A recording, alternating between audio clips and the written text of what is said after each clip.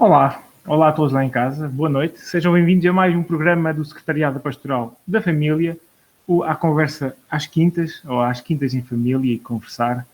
E Família às Quintas é um programa, já vai no seu, não, melhor, já vamos no 5º programa desta iniciativa promovida pelo Secretariado Pastoral da Família de Coimbra e que tem sido amplamente divulgado e podemos dizer que temos recebido mensagens de todo o país, Portugal continental e ilhas, e sabemos que nos acompanham na Madeira e nos Açores. Um abraço também para as ilhas, mas principalmente um abraço para todos aqueles que nos acompanham e que interagem com os nossos temas, que tem sido fantástico. Muito obrigado a todos. Desde já uma boa quaresma, um tempo de quaresma, que seja verdadeiramente um tempo de conversão, um tempo de encontro. Este tempo que hoje é só o 2º dia, portanto, temos ainda uma longa caminhada e uma bela caminhada pessoal para fazer. Portanto, vamos aproveitar bem este tempo que nos é tão favorável.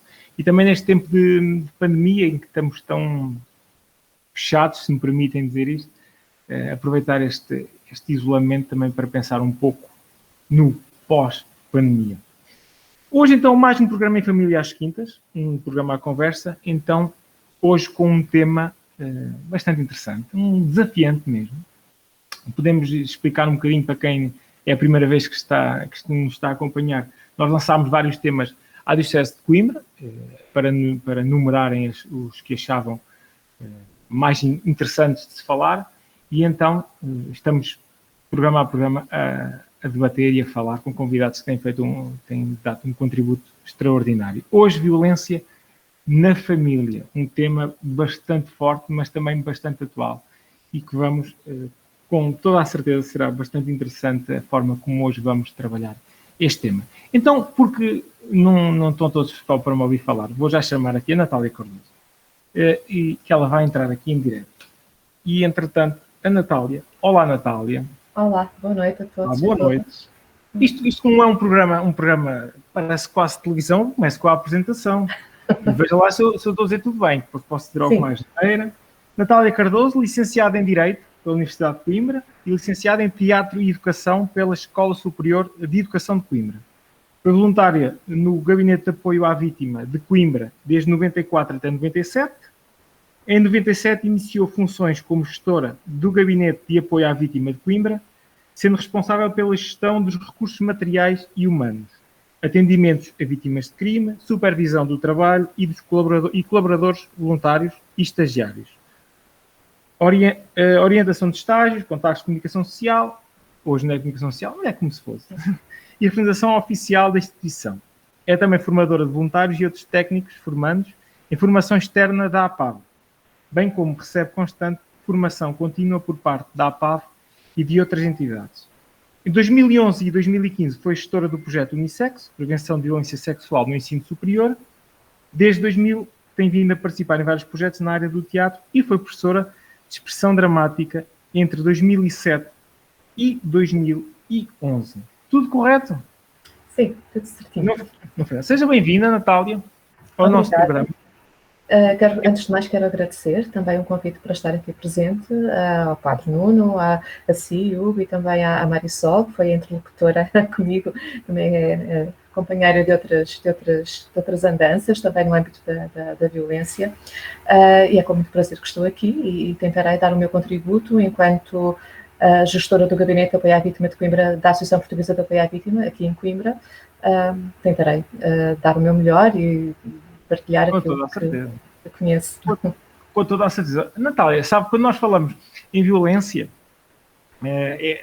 até se calhar falamos de violência, recuamos um bocadinho para trás, porque ficamos um bocadinho sem saber bem o que falar da violência, o que é isto de violência. E aqui, no seu âmbito, na sua experiência, nos pode falar muito melhor, isto de violência da família, que tipos de violência é que podemos falar aqui? Então, antes de falarmos sobre os tipos específicos de violência, eu queria só fazer aqui uma ressalva, porque acho que isso parece importante e pode ajudar também naquilo que depois vou dizer a seguir. A Associação Portuguesa de Apoio à Vítima é uma organização não governamental, é uma instituição particular de solidariedade social e que o objetivo é apoiar vítimas de qualquer tipo de crime. E, portanto, obviamente, todos os crimes implicam alguma violência. Só que, naturalmente, há crimes mais violentos, e há mesmo esta categoria de crime violento, e há outros crimes que poderão até ser cometidos sem a presença da pessoa, e portanto a violência será menor, ou será uma violência mais psicológica ou até financeira, mas que poderá não ter um impacto no corpo e na fisicalidade da pessoa. Não é? E portanto isto é importante contextualizar, porque nós trabalhamos com todo este tipo de crimes, e portanto o tipo de violência com o qual nós estamos em contacto vai muito além daquilo que normalmente se tipifica como violência na família ou violência familiar. Se nos quisermos cingir um pouco então mais ao tema, não é, que nos traz aqui, que é a violência na família ou violência familiar, e ontem na conversa prévia que tivemos surgiu aqui esta questão, não é? Eu também estive a refletir um bocadinho sobre isso, e achei interessante essa distinção, não é?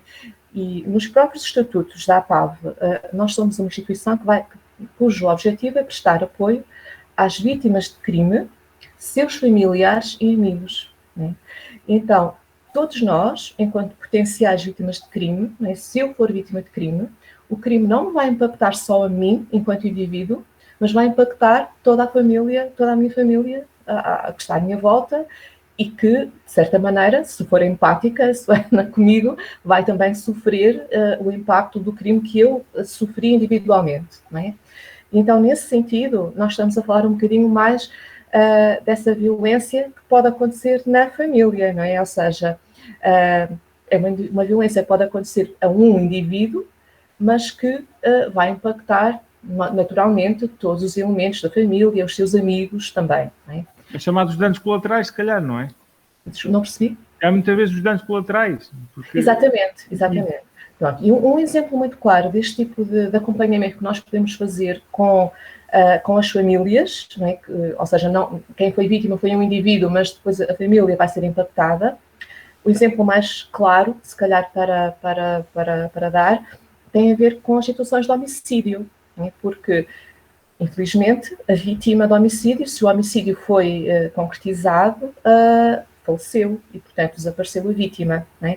Então, quem é impactado por estas situações são os familiares ou os amigos da vítima. E nós temos uma rede específica que trabalha com os familiares e amigos das vítimas de homicídio e de terrorismo. Outro tipo de vítimas também dentro deste âmbito são, por exemplo, as vítimas de violência sexual, porque quando uma pessoa é vítima de violência sexual, por exemplo, uma pessoa que, vamos pegar um exemplo mais comum, que é uma mulher que é vítima de violência sexual por parte, vamos imaginar, de um amigo ou de um desconhecido, e essa mulher tem um namorado ou é casada, não é?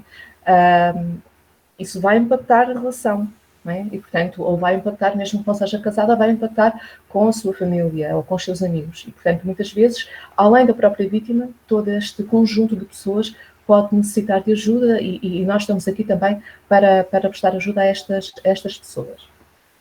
Quando falamos, normalmente, quando se ouve a expressão violência familiar ou mesmo a violência na família, não é bem neste tipo de situação que estamos a pensar, não é? Nós estamos a pensar na violência intrafamiliar, ou seja, a violência que é cometida entre os membros da mesma família, uns contra os outros. Não é?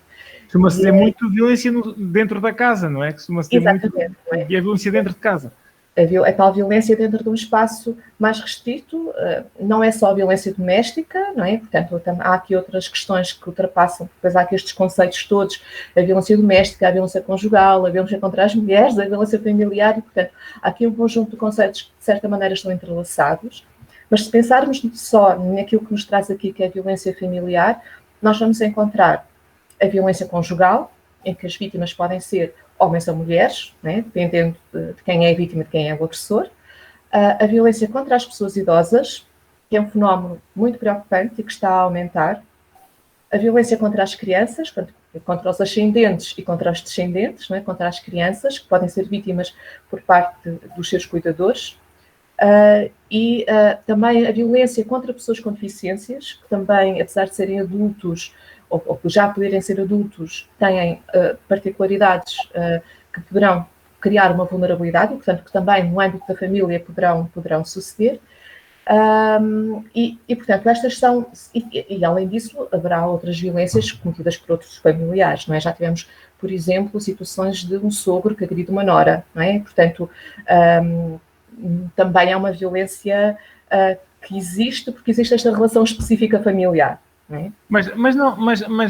Desculpe só interromper, mas não há muito ainda o conceito de violência familiar é homem e mulher. Não se sente muito isso.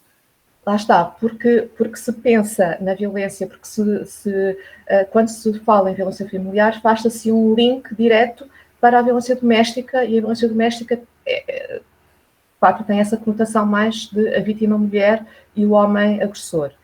E mesmo na violência familiar, o que os números indicam é que realmente a maior parte das vítimas são mulheres.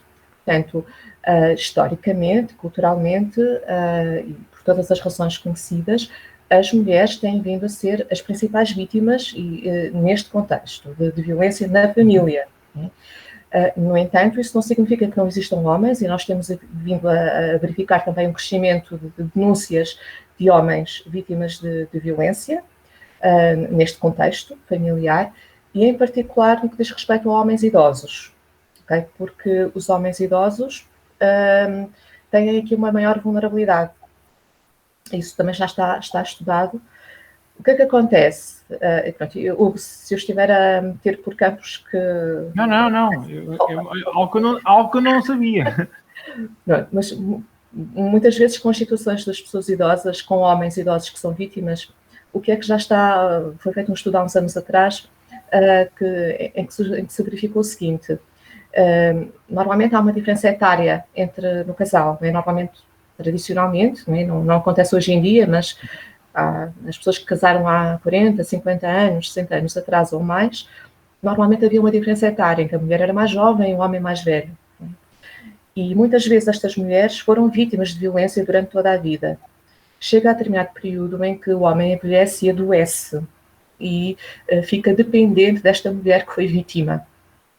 E então há assim um certo reverso, não é? Ou seja, esta mulher que foi vítima passa a ser agressora. Então, às vezes, nós quando nas histórias que nos são contadas, quando nós começamos assim a puxar o novelo, não é, das histórias, nós começamos a olhar para trás e nós percebemos que muitas vezes esta violência que está a acontecer no presente contra esta pessoa idosa tem a ver com o facto dela ter sido agressora no passado, ou dos cuidadores, que podem ser as esposas ou os filhos. Né?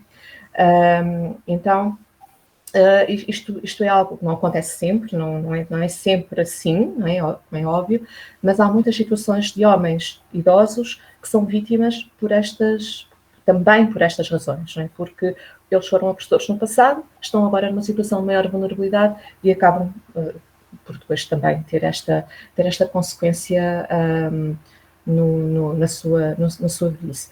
Não estou a dizer que o merecem, não entendam assim as minhas palavras nesse sentido, mas é algo que nós encontramos.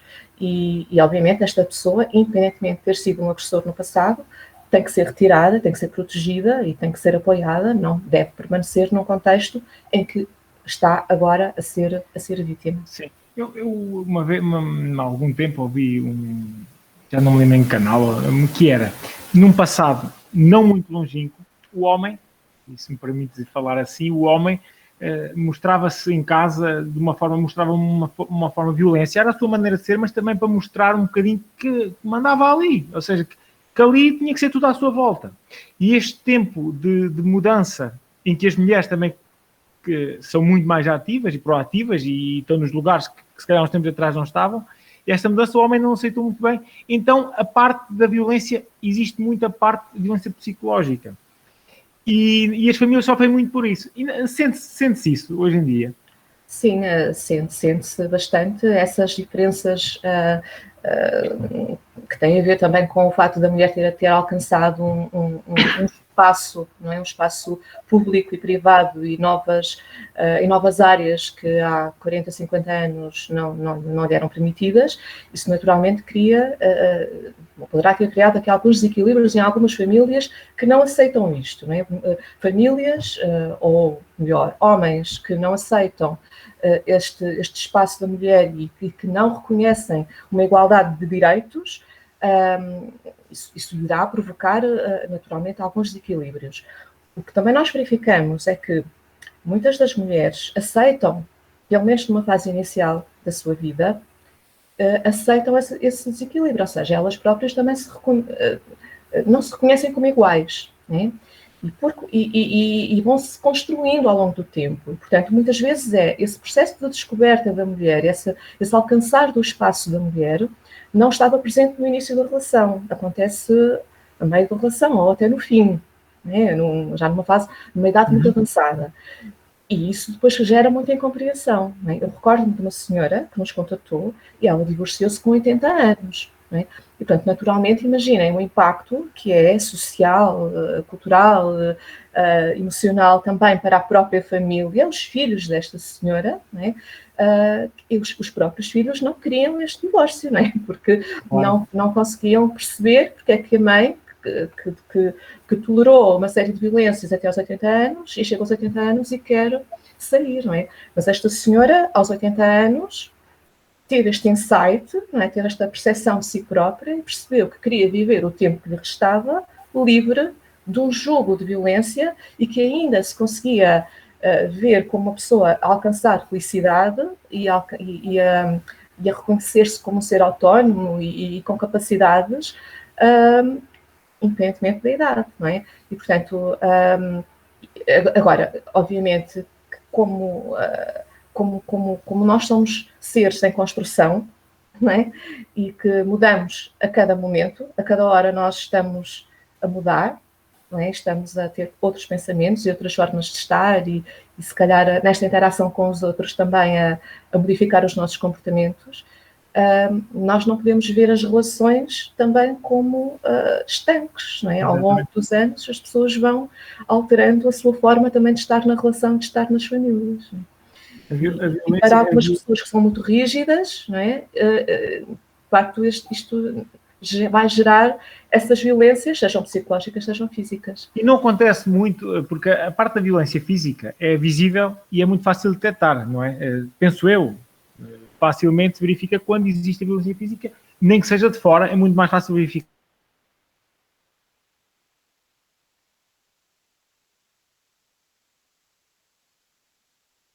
Na sua experiência pessoal, não, profissional neste caso, desculpe, na experiência profissional, que o agressor nem se aperceba e que tenta ocultar de tal forma que até a vítima acaba por ceder. Sim, e é muito interessante a questão que está a colocar. Isso leva-nos aqui por alguns caminhos interessantes. Há aqui duas questões. Uma questão é, muitas vezes, os agressores, e aqui perdoem-me estar a utilizar a expressão no masculino, mas, de facto, se falarmos em violência conjugal, estamos a falar mais em agressores de sexo masculino, e agora aqui estou a reportar só à conjugal, está bem? Pronto, não tanto às outras tipos de violência que falei. Mas o agressor de violência conjugal, até por razões culturais, há muitos comportamentos que ele tem para com a vítima que ele não identifica como sendo agressivos, como sendo problemáticos, não é? Porque culturalmente são validados. Não é? E, portanto, controlar a forma como a pessoa se veste ou controlar os movimentos, saber onde é que a pessoa está, com quem é que falou,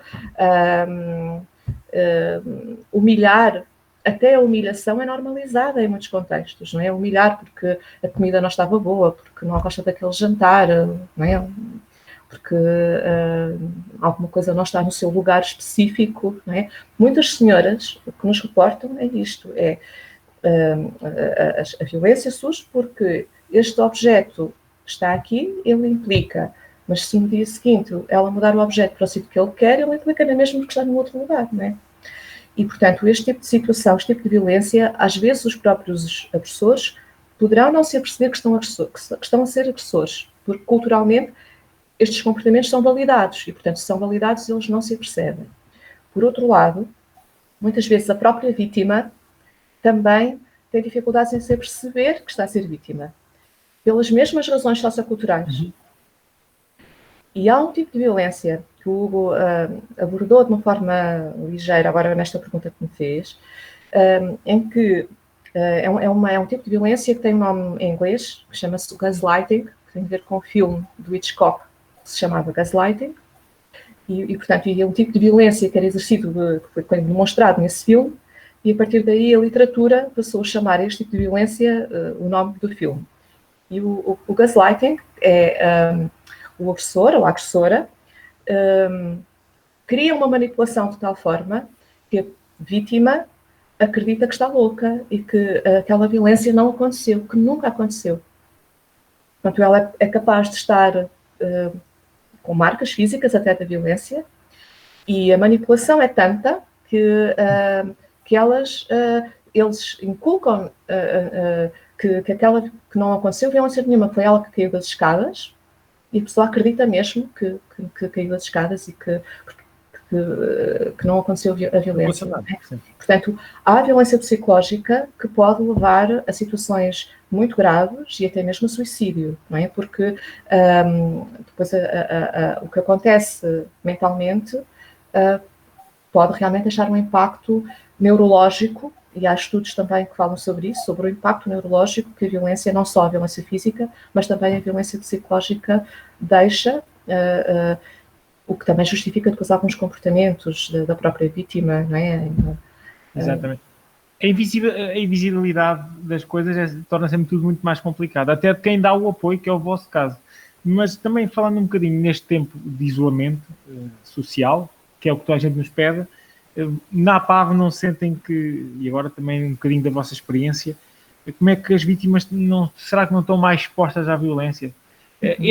A casa é a minha proteção, não é? Estou em casa. Nós normalmente quando jogávamos em pequeninos às escondidas, estou em casa, estou protegido. Mas se calhar este isolamento social é ao contrário, muitas vezes. Não sentem, como é que tem sentido este isolamento social em termos da APAV? Como é que tem corrido? Sim, nós no ano passado, portanto, em março do ano passado, quando foi iniciado o primeiro estado de emergência, o primeiro confinamento, foi logo um dos pensamentos que eu tive, e eu e as várias pessoas que trabalham nesta área, vai aumentar a violência doméstica, porque as mulheres vão ficar em casa, vão ficar mais controladas e vai aumentar muito, muito este tipo de violência. Curiosamente,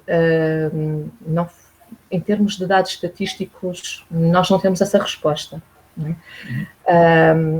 E há aqui algumas explicações que podem ser avançadas, nomeadamente o facto de muita da violência acontecer por ciúmes. E, portanto, quando o agressor tem a vítima cercada, exatamente, controlada, não existem ciúmes. E, portanto, e o que aconteceu, pelo menos aqui em Coimbra, o que nós verificamos foi que houve, durante o mês de março, tivemos muitos apelos, abril nem tanto, e depois maio, junho, principalmente a partir de junho, já depois do confinamento, foi quando as pessoas vieram à procura de ajuda. Portanto, as pessoas aguentaram durante aquele período de tempo e vieram procurar ajuda já depois do confinamento. O que é que nós verificamos durante o confinamento do ano passado? Este ano está a ser um bocadinho diferente. Nós verificamos um aumento de primeiras situações de violência, porque as pessoas, aquelas famílias em que já havia algumas tensões familiares, mas que eram atenuadas pelo dia-a-dia, não é? Porque as pessoas saem, vão para os seus trabalhos, têm as suas atividades, os seus escapes, não é? Exatamente. A outra pressão. Vão ter as suas atividades, não é? E tudo isso deixou de existir. E com uma agravante para as mulheres, que deixou de haver, as mulheres ficaram, muitas delas em teletrabalho, ou ficaram em layoff, encarregadas de ficar a cuidar dos filhos,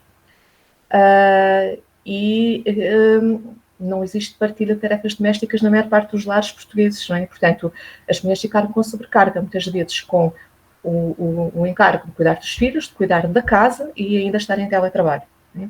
E, portanto, tudo isto também gerou muitas tensões, e o que terá potenciado algumas situações de violência, quer de homens contra mulheres, quer de mulheres contra homens, não é? Porque o que nós sentimos nesse período foi que algumas situações que se calhar noutro contexto seriam evitadas e que as famílias teriam forma de atenuar esses conflitos e de os resolver, e que o confinamento não permitiu essa resolução, não é? Portanto, houve aqui essas situações.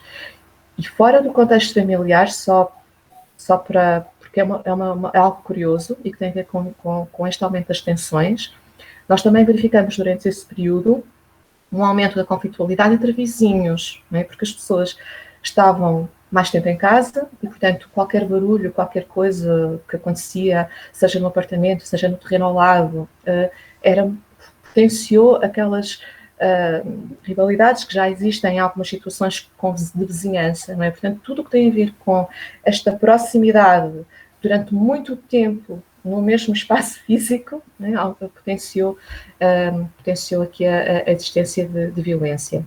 Agora, a nossa preocupação realmente nessa altura, e continua a ser, foi não só relativamente às mulheres, muito em relação aos idosos. Os idosos, também uma das coisas que aconteceu foi que os centros de dia fecharam, e, portanto, os idosos foram para a casa dos seus familiares, e deixou de haver aqui algum controlo relativamente a potencial negligência ou maus tratos que pudessem acontecer por parte dos cuidadores na família, né? Portanto, as instituições, as IPSS que cuidavam destes idosos e que iam fazendo alguma monitorização, essa monitorização deixou de ser feita presencialmente, né? Portanto, poderá ter sido feita em alguns momentos por telefone ou até em algumas visitas, mas deixou de ser tão cotidiana. E nós tivemos algumas situações que nos foram sinalizadas de idosos nessas circunstâncias. E depois as crianças, não é? Que também deixaram de ter essa monitorização por parte das escolas, ou dos ATLs, ou das creches, e, portanto, a negligência e a falta de apoio, de cuidado e até a violência na família teve aqui, ou poderá ter agravado durante este momento, agravado por esta falta também de monitorização externa, não é? De apoio externo. Pois, este apoio, até mesmo apoio familiar, porque dentro da própria família, as famílias ficaram basicamente isoladas umas das outras. E se calhar muitas vezes é aí que se vai buscar um grande apoio, para que a vítima vai buscar o grande apoio. E aí a grande importância da família que a envolve, não acha? Claro, claro. Aliás, pronto, esta dificuldade também que muitas das pessoas também nos transmitiram de não poderem ou terem dificuldade em recorrer aos avós, não é, das crianças para cuidarem das crianças, ou porque não só por uma questão de circulação, mas também por uma questão de sanitário, não é, de não poder haver esses contatos, e das próprias famílias mais alargadas, irmãos, tios, não é, que poderiam ajudar e que foi limitado. Agora, de qualquer maneira, mesmo durante o anterior estado de emergência, e agora continua a ser igual, nas situações de violência doméstica é possível o trânsito, portanto, nunca houve proibição de circulação no que diz respeito a salvaguardar a integridade e a vida das vítimas de violência doméstica. Portanto, uma vítima de violência doméstica que precisasse sair do seu concelho para fugir, tinha o seu trânsito justificado. Claro. E pronto. O que é que aconteceu? Raramente elas o farão ou o fizeram de modo próprio. Portanto, em muitas das situações, pelo menos aquelas que nós conhecemos, houve aqui uma necessidade de recorrer a apoio para transporte, porque a maior parte destas senhoras não tinha capacidade, elas sozinhas, não é, de fazerem este tipo de transporte, e existe um serviço estatal para fazer o transporte das vítimas de violência doméstica, e, portanto, essa situação conseguimos assegurá-la com esse apoio. Ainda bem. Olha, vamos chamar os outros dois convidados aqui para a conversa. Nós estávamos aqui os dois, mas com todos os que nos estão a acompanhar lá em casa, e vão deixando os vossos comentários. E vamos chamar aqui a Marta e o Marco. Eles vão entrar aqui em direto. Olá, muito boa noite. Olá, boa noite. Estavam a ouvir tudo? Perfeito. Nós agora vamos tentar transformar isto um bocadinho para a parte positiva de esperança. E vamos fazer aqui uma coisa bonita. Mas antes disso, Marco, vou apresentar a Marta e depois apresento o Marco. Primeiro as senhoras, não é? Então, Marta Neves, vamos ver se eu acerto em tudo. Também foi um bocadinho que eu enviaste. Passou a infância em Tomar, veio para Coimbra para estudar Psicologia na Universidade de Coimbra e por cá ficou. E ainda bem, ficámos a ganhar. Casada com o Ricardo, tem 2 filhas, a Sofia com 13 e a Luísa com 8 anos. Trabalhou 12 anos com crianças e jovens em perigo no sistema de promoção e proteção. Desde 2013 trabalha na ERG a promover o empowerment de pessoas mais vulneráveis em contexto de prostituição. Procura ser uma católica comprometida e no seu caminho de se tornar mais cristã. Pertence a uma CVX, Espiritualidade Inaciada, Participa ativamente na unidade pastoral na Diocese, mais recentemente na Comissão de Proteção de Menores e Adultos Vulneráveis. Já vamos falar disso. Tudo certo, não errei nada. Marco, licenciado em Serviço Social pelo Instituto Superior de Serviço Social do Porto e pós-graduado em Gestão de Organizações sem fins lucrativos pela Porto Business School e em Gestão de Qualidade de Respostas Sociais pela Faculdade de Psicologia e Ciências da Educação da Universidade do Porto. Ao longo da sua carreira, exerceu vários cargos de gestão e intervenção social, destacando-se, entre outros, diretor técnico da Fundação Solidariedade Social, de dirigente associativo de uma cooperativa de ensino superior e de coordenador-geral do voluntariado da Viagem Medieval em Terras de Santa Maria. Atualmente desempenha funções de coordenador do Centro de Acolhimento e Proteção para Vítimas de Tráfico de Seres Humanos do Sexo Masculino. É representante da saúde em português na Comissão de Acompanhamento da Rede de Apoio e Proteção a Vítimas de Tráfico. Pronto, está dito. Está tudo bem. Antes de falar dos quadros, eu vou só ler um pequenino testemunho, também lá em casa, para ouvirem, que nos foi enviado. Não interessa de quem, o que interessa é o que eu vou ler. E que diz o seguinte. De uma maneira geral, sucinta e pragmática, e realçando alguns aspectos que me parecem que todas as mulheres e eu particularmente passei num processo de violência, enumero alguns dos erros que nos levam a prolongar e a compactuar com o agressor. Primeiro, o desconhecido que nos espera. Será que vou sobreviver? Será que vou ser capaz de superar isto? Segundo, a vergonha e o medo da humilhação. Não acreditarem. Vives tão bem, tens tudo. Terceira, a minimização da considerada pequena violência. Eu também passei por isso e aguentei por causa dos filhos. Tu ganhas menos que ele. Quarta, a ambiguidade, o sentimento de impotência. Quinto, o desconhecimento de direitos e falta de informação geral. Sexto, o frágil suporte social e ausência de redes em que me apoiar. Sétimo, os comportamentos controladores e manipuladores do agressor.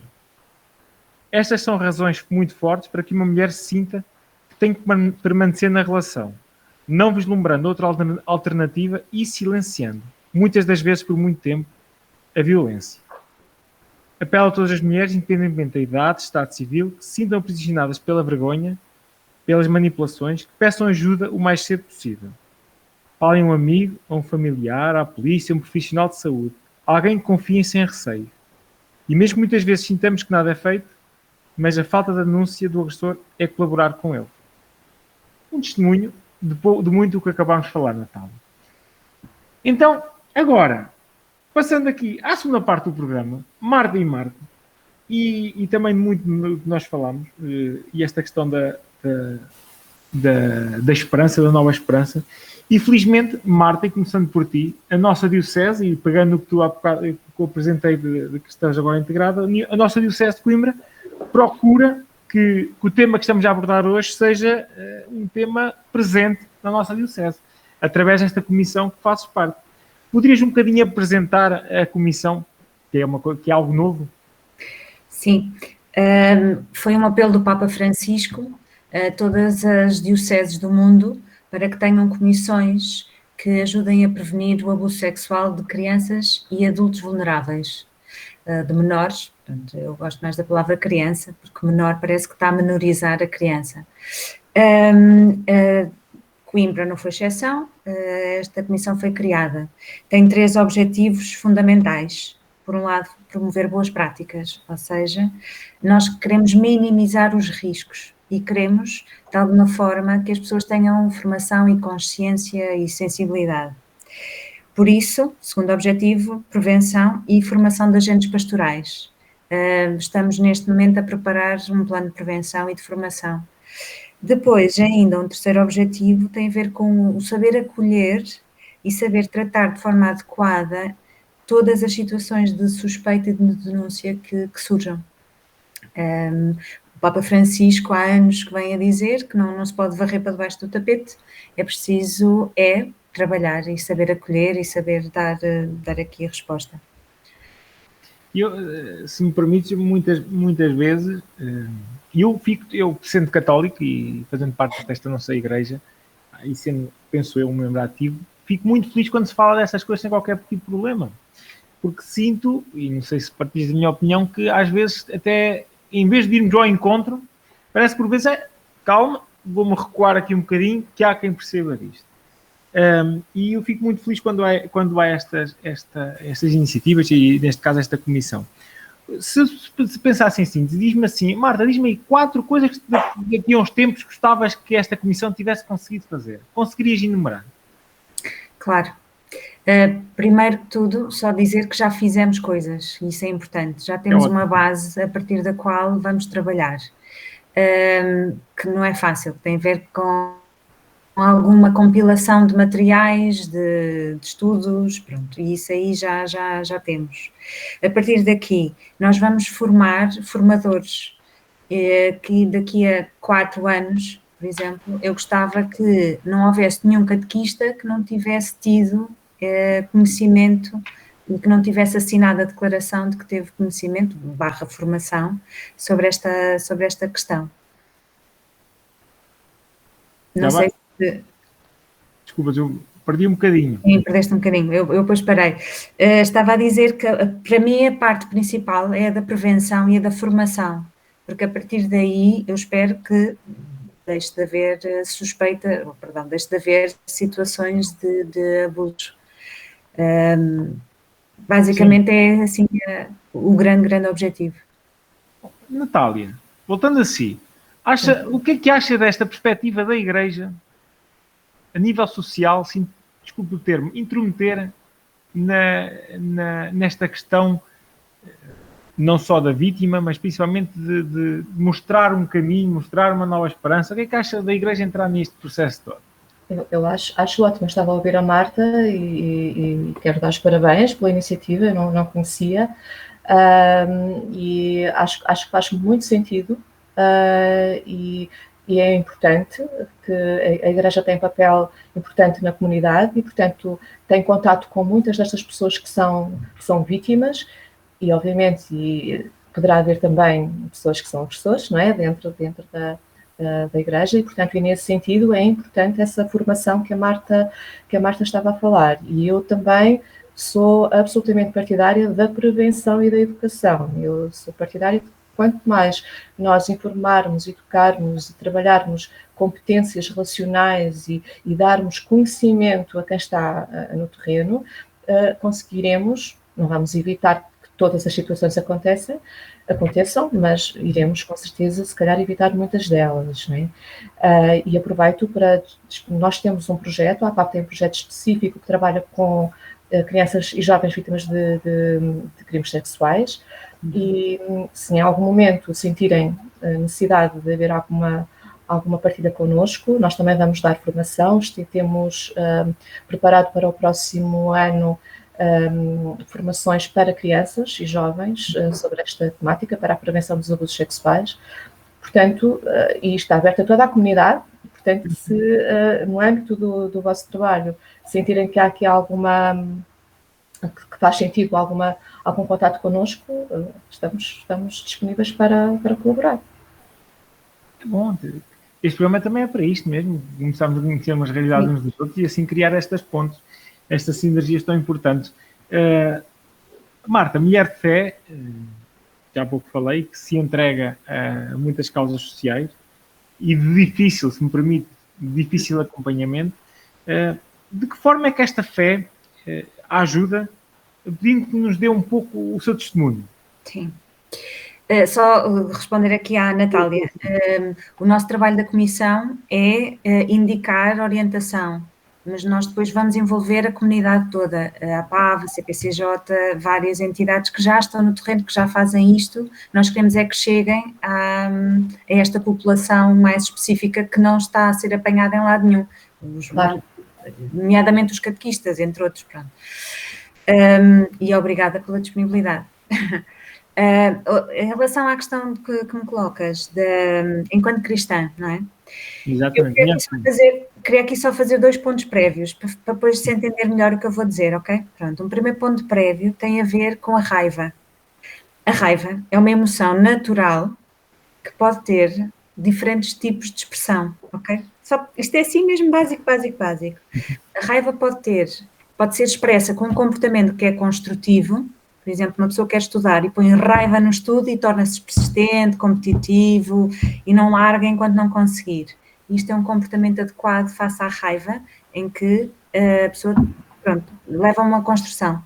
Ou então, por outro lado, temos os comportamentos destrutivos, e aqui é onde entra a violência. A violência é sempre uma raiva que é mal dirigida, é dirigida no sentido da destruição. E nós, basicamente, quando temos pessoas mais imaturas emocionalmente, que têm dificuldade em identificar a raiva e a encontrar comportamentos adequados para expressar essa raiva, então aí surgem comportamentos de violência.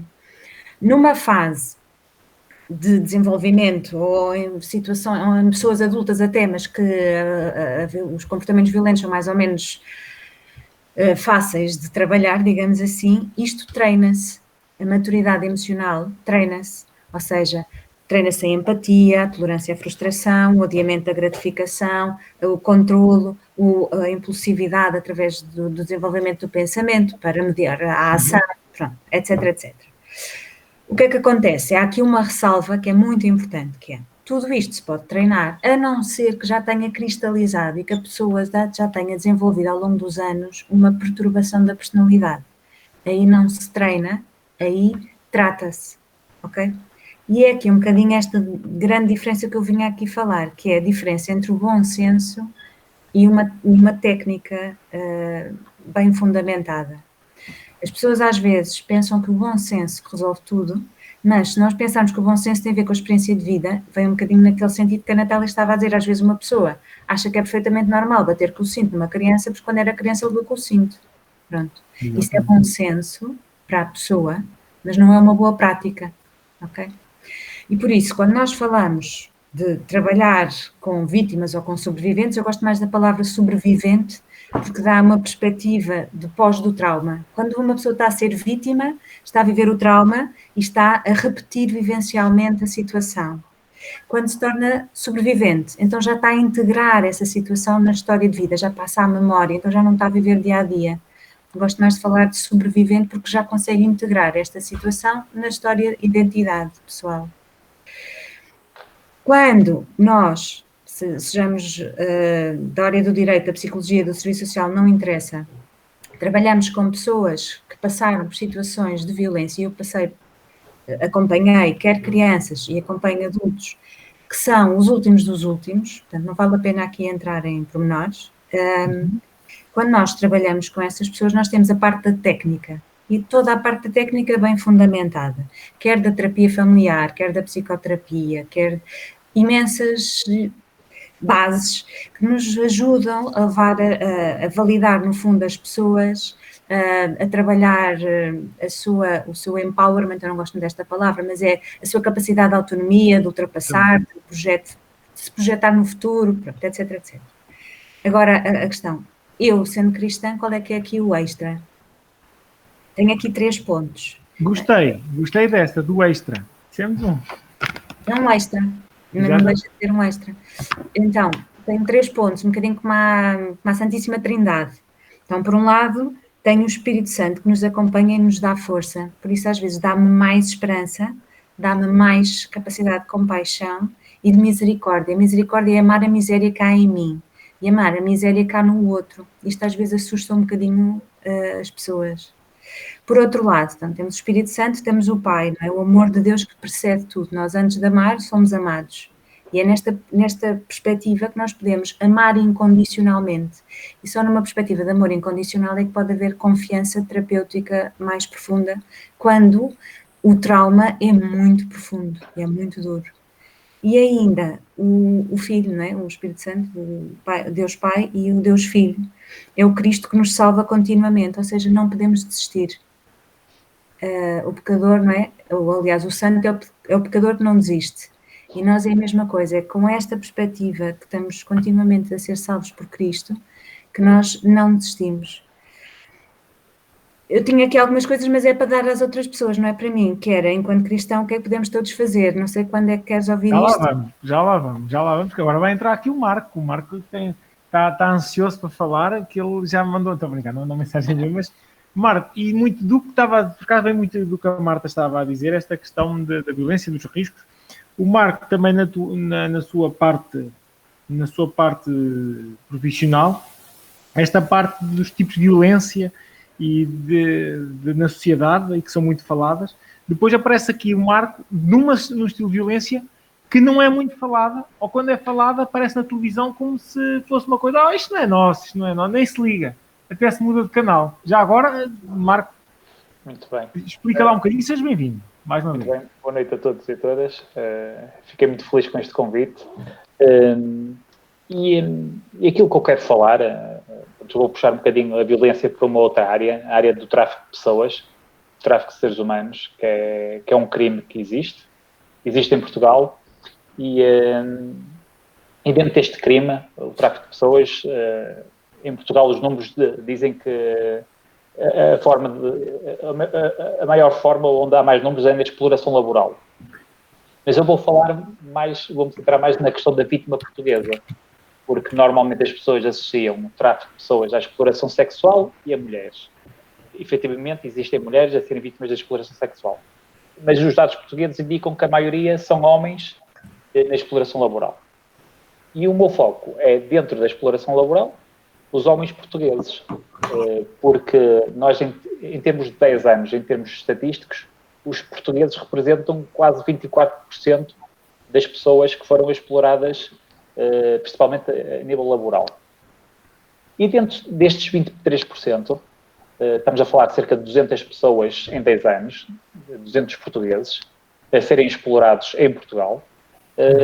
Muitas destas vítimas são pessoas com debilidade cognitiva, ou seja, pessoas com problemas de saúde mental. E começo por aqui. Muitas destas pessoas, existe uma negligência a nível familiar. São pessoas que a família, numa primeira fase, muitas vezes está envolvida no processo de recrutamento do explorador, ou seja, é a própria família que coloca esta vítima no local da exploração. E nós temos que perceber que temos portugueses neste momento a ser explorados, escravizados, que é melhor, é uma palavra mais dura, mas é o que existe. Nós temos portugueses a ser escravizados durante 5 anos, 10 anos, 15 anos. Nós temos agora um caso recente de um rapaz que durante 30 anos foi escravizado numa quinta. Isto acontece em Portugal, não é uma realidade dos filmes, não é uma realidade do estrangeiro, é uma realidade portuguesa que é pouco falada, e eu fiquei muito satisfeito com esta oportunidade de vir falar desta questão e alertar as pessoas que isto acontece ao lado da nossa casa. Isto não é só no Porto, não é só em Coimbra, isto acontece em Vila Flor, acontece em Bragança, acontece em Beja, acontece em todo lado. E cabe-nos a nós estar mais atentos para esta situação. Exato. Há bocadinho e falámos ontem quando estávamos a conversar, esta questão da família. Como é que a família aqui aparece neste processo de tráfico na parte laboral? E interessante, porque eu até fiquei um bocadinho a pensar nisso, que o Marco partilhou a questão de que pode acontecer o inverso, ou seja, a família até proporciona, como falou, não é? E sabe desta questão, mas aproveita até esta escravidão, se assim podemos falar. Como é que é possível, e certeza que já lidaram com algumas situações desse aspecto, como é que é possível, como é que a família fica no meio disto tudo? É assim, nós temos casos em que, pronto, a vítima, vamos imaginar um homem com uma debilidade cognitiva que acaba por ser um incómodo naquela família, ou seja, é o causador de problemas. Ou seja, esta pessoa desaparecer, por isso é que muitas vezes no tráfico falamos das vítimas invisíveis, ou seja, este familiar desaparecer e ser colocado numa quinta a trabalhar para outra pessoa, ou seja, deixa de ser problema meu, passa a ser problema de outra pessoa, não passa a ser escravo de outra pessoa. E há uma desresponsabilização da família, eu não vou falar de um caso, estou a falar de dezenas de casos, em que acontece isto. Há uma desresponsabilização da família porque deixa de ser um problema deles. Supostamente, o que é dito é que aquela família está a tomar conta dele. Até lhe dá de comer, até lhe dá alojamento. Mas depois o que se verifica é que o alojamento são locais que não têm o mínimo de condições, a alimentação é deficitária, ou seja, as pessoas são escravizadas, são obrigadas a trabalhar de manhã à noite. um exemplo que eu dou é que temos muitos pastores a serem sinalizados como vítimas de tráfico no interior do país. Temos muitos pastores que são obrigados a trabalhar das 6 da manhã até às 10, 11 da noite, que são obrigados a dormir no meio do monte com os animais. E muitas vezes, é como eu digo, são pessoas portuguesas com vulnerabilidades, com problemas do foro cognitivo, e que a família tem conhecimento. Atenção, já tivemos casos de vítimas que pediram ajuda e a família disse: tens que aguentar. Era isso que eu ia perguntar. Como é que a família aqui pode, ainda por cima, intervir erradamente? Sim. Porque aqui deveria ser a própria família, não sei se já aconteceu, a própria família pedir ajuda, a perceber-se deste erro e, nesse caso, a instituição trabalhar para isso. Mas não é o caso, então. Não, a maior parte das denúncias, sinalizações, é através de denúncias anónimas e, normalmente, pessoas que são vizinhas às situações da exploração.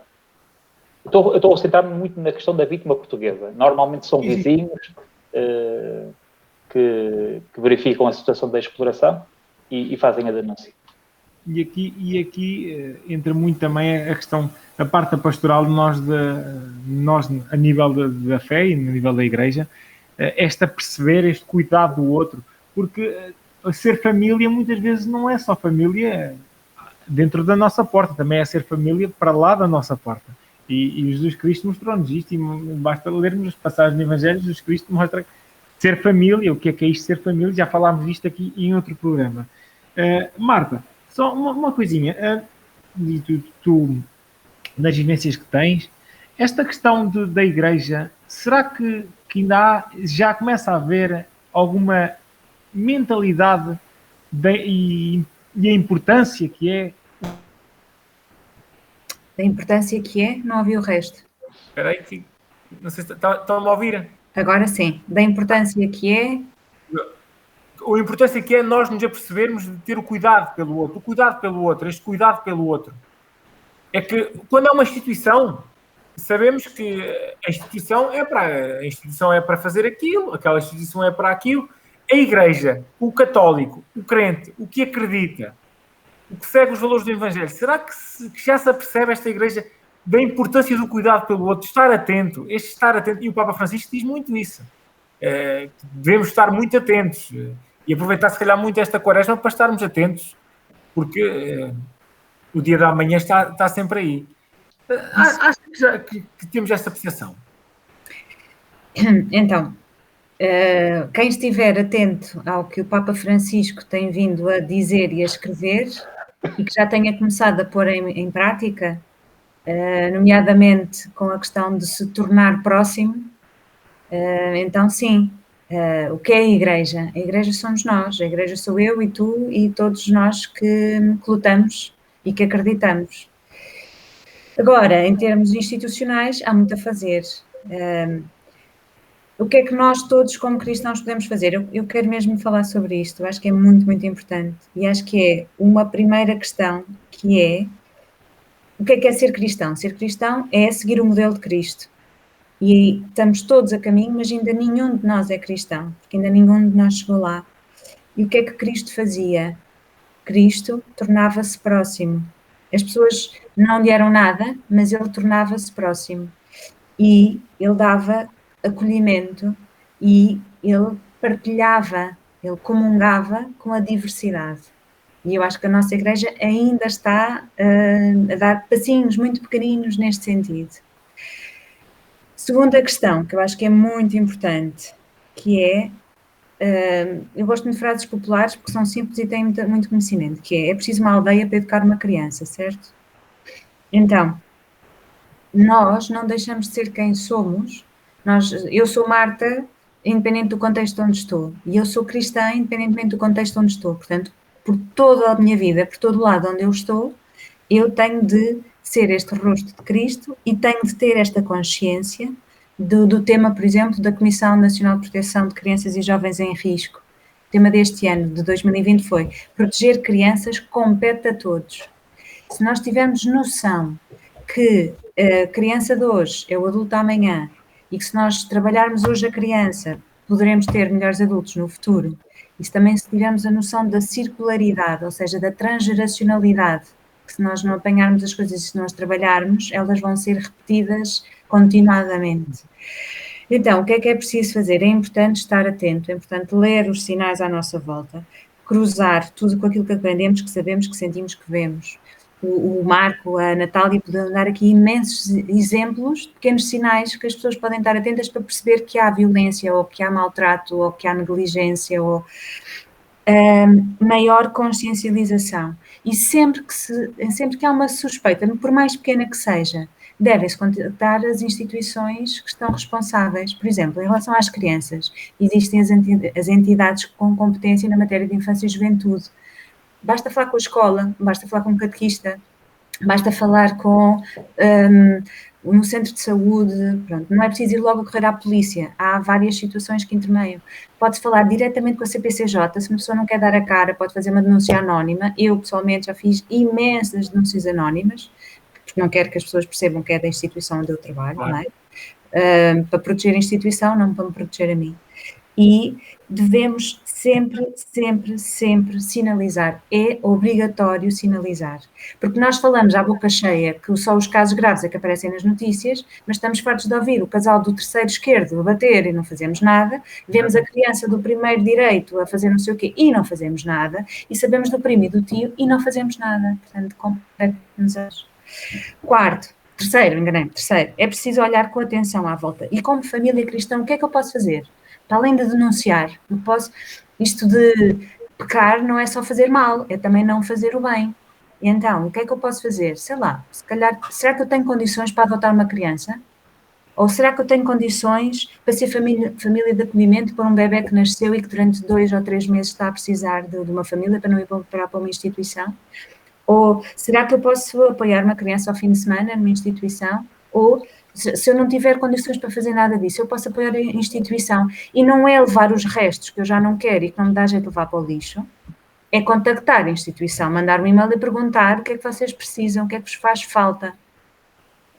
Depois, outra coisa, e para mim a mais importante delas todas, que é o quarto, é olhar para dentro. E na minha família. As nossas violências, as nossas faltas, as nossas negligências, as nossas raivinhas mal controladas. Educar para uma maturidade emocional e para uma sexualidade saudável. Eu não falei quase nada aqui da ERCT, mas eu trabalho com pessoas que se prostituem. A maior parte das pessoas com quem eu trabalho são pessoas que estão em situação de vulnerabilidade. Não apenas por percursos de vulnerabilidade. Quase todas foram abusadas, ou foram abandonadas, ou foram maltratadas, ou pessoas, estou a falar de mulheres e de homens. E então, nós temos de começar, de uma vez por todas, começar a falar sobre sexualidade sem tabus no seio familiar. Não vamos estar à espera que seja na escola que, depois de falarem da sexualidade das flores e depois de falarem da sexualidade das abelhas, que falem sobre respeito, que falem sobre valores, que falem sobre o que é família, etc, etc.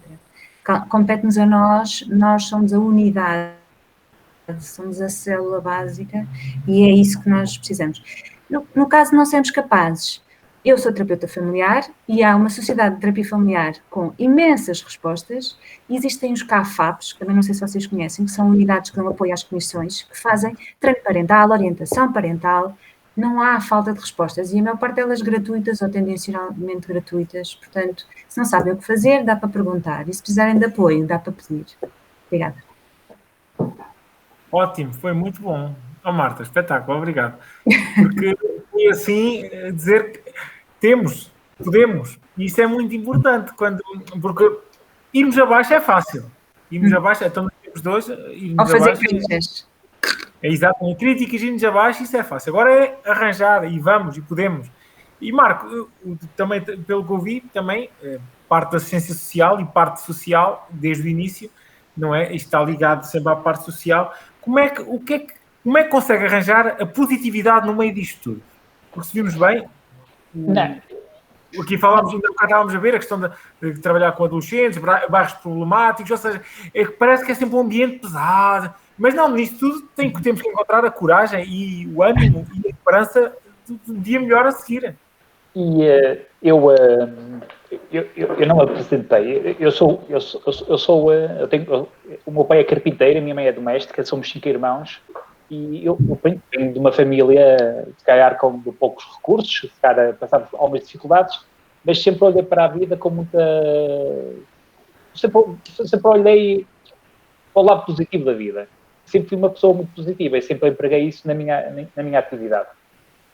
E, pronto, eu já trabalhei com jovens, trabalho agora, atualmente com sobreviventes, como a Marta disse, e tento pegar no lado bom da vida e a alegria. E estas vítimas, quando chegam à instituição, chegam muito destruturadas, muito partidas. E a verdade é que com a nossa intervenção e também com a intervenção de outras entidades, das entidades parceiras, conseguimos reconstruir vidas.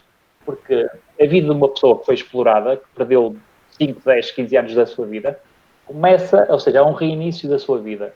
E os pequenos ganhos que essas pessoas têm, as pequenas vitórias, são vitórias muito grandes e que nos permite também criar satisfação. E eu acho que temos que ser positivos, acho que temos que olhar para o futuro. É importante olhar para o passado, claro, mas temos que olhar muito mais para o futuro. E é isso também que eu digo às pessoas que nós acolhemos, às nossas vítimas. Temos que olhar para o passado, mas muito mais para o futuro. Temos que ver o que é possível fazer agora. E, efetivamente, temos conseguido algumas vitórias com os nossos utentes. Temos pessoas que estão a tirar os seus custos, estão a tirar as suas formações, estão a ser integradas no mercado de trabalho, estão a voltar a ser pessoas, ou seja, voltaram a ter a liberdade, ganharam novamente a liberdade e estão a ter um novo rumo para as suas vidas. E vitórias é o que todos nós gostamos, e principalmente vocês três gostam, e também estamos quase a terminar, mas Natália, também queria acabar aqui consigo nesta parte das vitórias. Quais são as maiores vitórias que a APAV pode ter e que a Natália pode ter, as maiores vitórias profissionais, as maiores vitórias, aqueles que dizem bolas, sim, valeu a pena, é isto mesmo? Às vezes, confesso que às vezes há dias em que nos custa ver essas, ou não conseguimos encontrar essas vitórias, não é? em que de facto a realidade parece que nos atropela e temos que fazer esse esforço para encontrar essas vitórias. E eu acho que tentamos, pelo menos aqui em Coimbra, encontrar de várias formas. Primeiro, quando é possível, porque nem sempre é possível, nas histórias das pessoas que recuperaram e que deixaram de ser vítimas, não é? E esse passo de deixar de ser vítima, de internamente reconstruírem a sua narrativa enquanto pessoas, para além da vitimação, é um fato, é fundamental. Porque há muitas pessoas que deixaram de ser vítimas da violência, mas continuam a alimentar a vitimação. E quem continua a alimentar a vitimação, mesmo que não venha a ser vítima de violência, neste caso doméstica ou familiar, poderá ter depois outros problemas no futuro de codependências, ou de codependências com outras pessoas ou de outro tipo de violência. E, portanto, isso é importante, quando sabemos que as pessoas realmente passaram essa etapa e que deixaram de ser vítimas, e nem sempre conseguimos seguir o rastro, porque felizmente muitas das pessoas, a partir de certa altura, deixam de nos procurar, o que é bom sinal. A maior parte das vezes é bom sinal, e portanto, muitas vezes não conseguimos saber. Mas também temos surpresas, não é? Pessoas que... tinha uma utente há uns anos atrás que todos os anos no Natal me telefonava a desejar boas festas, não é? E houve uma altura em que ela deixou de o fazer e eu pensei... no início estranhei, não é? Mas depois pensei, não, é um sinal positivo. Ela deixou de precisar de me agradecer, não é? Então isso foi muito importante. Acho que foi um passo importante que foi dado, não é? Ela ter deixado de se desligar aqui da instituição. Por outro lado, para nós, enquanto profissionais, essas pequenas vitórias têm que ser alimentadas no dia a dia, e a forma que eu com a minha equipa alimentamos essas vitórias, reforçamos umas às outras, somos mulheres neste momento, principalmente com o humor. Eu acho que o humor também, mas o humor é fundamental. não é? E se calhar o humor e o amor são fatos, se calhar, de uma mesma moeda, não é? E, portanto, nós tentamos gerir este cotidiano pesado, que eu lido com muitas situações pesadas, mas tenho a certeza que a Marta e o Marco lidam com situações muito mais complicadas do que aquelas com as quais eu lido, com contextos sociais e pessoais muito, muito, muito complicados. E, no meu caso, nós temos que aligerar, às vezes, esse cotidiano, fazendo uso da alegria e do humor. E ser cristão também é ser alegre.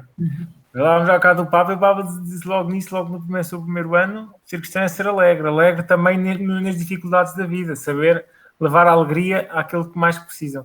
E olhem, eu digo, eu sou alegre por fazer este programa e por poder partilhar e ouvir pessoas como vocês os três, com experiências fantásticas, e que me sinto também alegria por saber que há causas tão bem entregues, e eu tenho que agradecer muito, em primeiro em meu nome pessoal que estou aqui, mas em nome do Secretariado Pastoral da Família, pelo vosso serviço, pelo vosso empenho e por todo o trabalho que estão a fazer, e que é muito gratificante. Muito obrigado mesmo. E vamos ter que terminar o programa, porque se a gente estica muito, depois o secretariado vai-me dar na cabeça que é só 1 hora. Não posso ligar mais. Olhem, muito obrigado, foi muito bom. Obrigada. Para todos em casa, queiram conhecer mais, vejam, revejam as instituições que falámos, vejam, quem souberem de casos, denunciem, temos que fazer o nosso trabalho. Nós, como cristãos, nós, como alguém que acredita nesta nova esperança, nesta boa nova, vamos fazer o nosso trabalho e vamos cuidar do outro. É muito importante que cada um de nós saiba cuidar do outro. Natália, Marta, Marco, muito obrigado pelo vosso sim e boa sorte. E o que precisarem do Secretariado Pastoral da Família, estamos cá disponíveis para ajudar no que for preciso. Tá? Muito obrigado. Obrigada. Obrigada também. Deus a todos. Obrigada. Bem, foi bom, foi muito bom. Estes programas são muito bons, porque enchem-nos de alegria no final por sabermos que há este cuidado e esta preocupação pelo outro. Bem, há pouco devem estar a dizer que ele estava a olhar para o telemóvel. Pois estava, porque eu queria anunciar o próximo programa e eu não me lembrava. E tive que perguntar ali à minha esposa quando é que era, para ela mandar uma mensagem, porque eu não me lembrava qual era o dia. Mas ela enviou, e então marcamos presença aqui no dia 18 de março. E o tema, mais um tema extraordinário, perdão na família. 18 de março, 21h30, com o tema perdão na família. Mas se pensam que isto vai terminar assim, sem mais nem menos, estão muito enganados. Temos um momento musical em forma de oração para esta noite de dia 18 de fevereiro. Marcamos então do dia 18 de março para o perdão na família, mais um programa Família às Quintas, à conversa com, e serão certamente convidados extraordinários. Muito obrigado e uma santa quaresma para todos vós.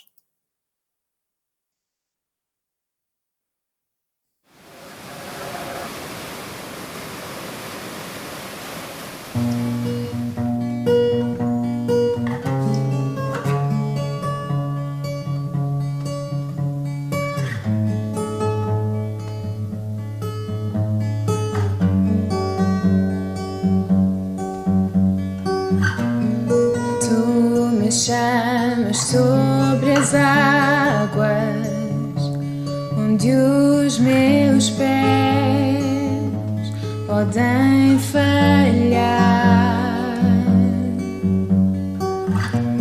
E ali te encontro no mistério, no mar profundo,